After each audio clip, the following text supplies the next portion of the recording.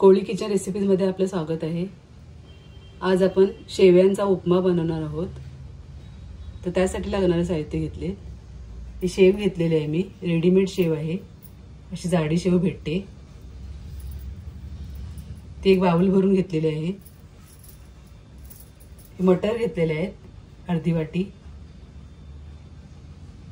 हे मक्याचे दाणे घेतलेले आहेत अर्धी वाटी, शिमला मिरची घेतलेली बारीक कापून अर्धी वाटी, कांदा घेतलेला आहे एक मोठा चॉप करून बारीक, हिरव्या मिरच्या घेतलेल्या आहेत 2, अशा बारीक चिरून घ्यायच्या आहेत।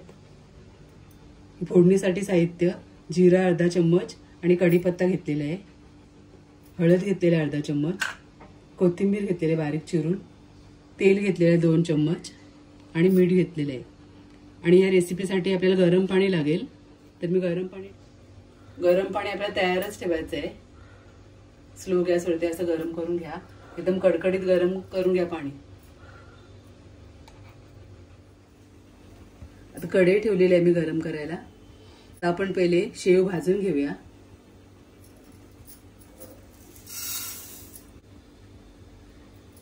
शेव भाजून घेतल्याने आपला उपमा सुटसुटीत होते, असा शेव एकदम चांगली चिकटत नाही, सुटसुटीत होते।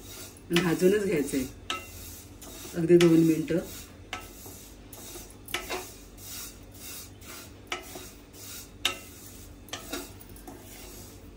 तुम्ही घरगुती शेव वापरली तरी चालेल, गव्हाच्या शेवया वगैरे भेटतात बनवलेल्या।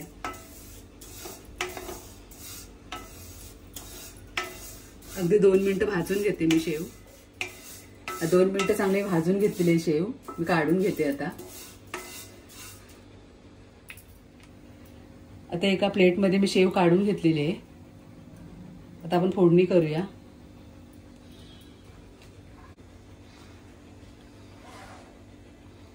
तेल घालते पहिले, 2 चम्मच चांगले तेल घ्यायचंय।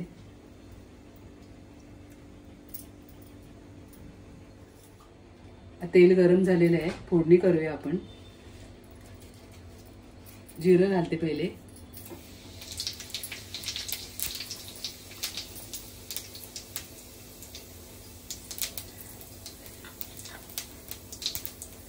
कांदा घालते,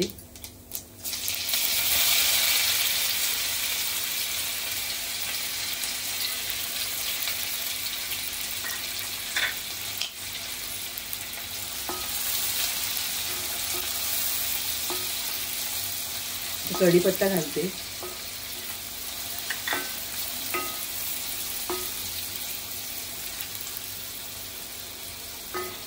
कांदा थोडा शिजवून घ्यायचा आहे।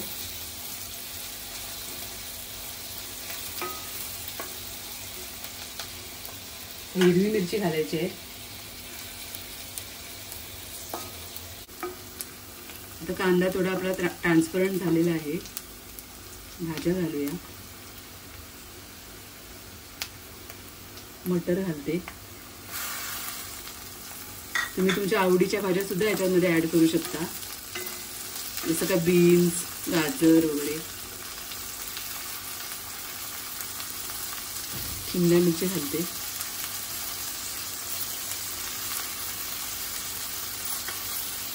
मका घालते,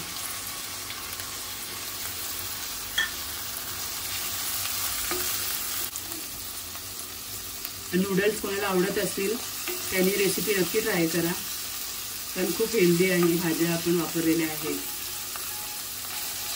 गव्हाची आपली शेव आहे। चवीनुसार मीठ घालूया आपण।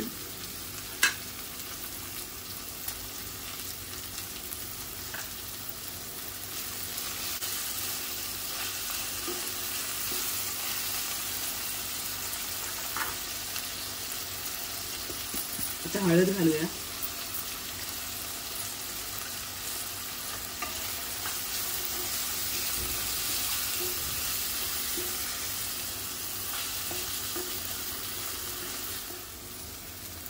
आता आपण याच्यातच शेव टाकायची आहे। भाजी बरोबर आपल्याला परतून घ्यायची आहे थोडी।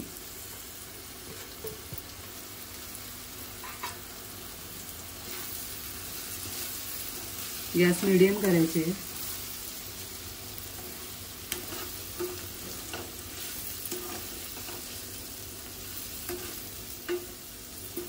भाजी बरोबर परतल्याने शेवला चांगली चव येते.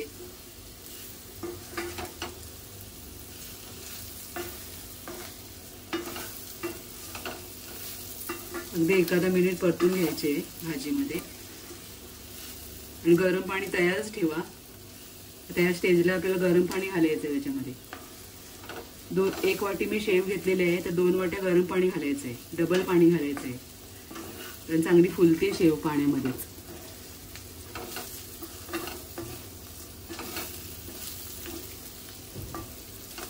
आता 1 मिनिट आपण परतून घेतलेले शेव तर पाणी घालूया आपण.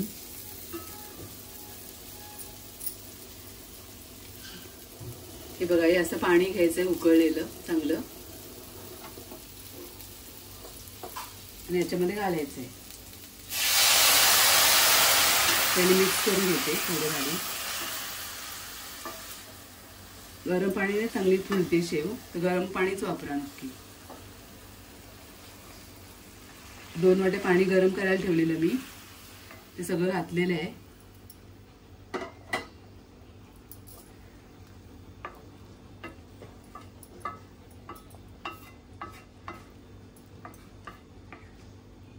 त्या पाण्यामध्येच भाज्या आपल्या शिजून जाणार आहेत. पाणी आटत तोपर्यंत आपली भाजी शिजून जाईल.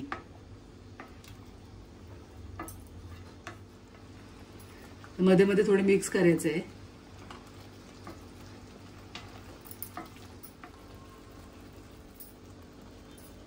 तीन ते 4 मिनिटात आपली शेव अशी आटलेली आहे. अजून अगदी थोडं पाणी आहे, 2 मिनिटांमध्ये आपले आटून जाईल ते. आता हे आटलेले आहे शेव आपली. आता आपण कोथिंबीर घालूया.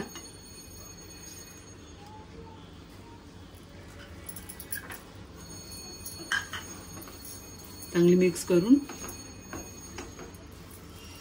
सर्व करूया. तर अशा प्रकारे आपला शेवयाचा उपमा तयार आहे. तुम्हाला माझी रेसिपी आवडली असेल तर या पद्धतीने नक्की बनवा. रेसिपीला लाईक करा, शेअर करा आणि सबस्क्राईब करा. धन्यवाद.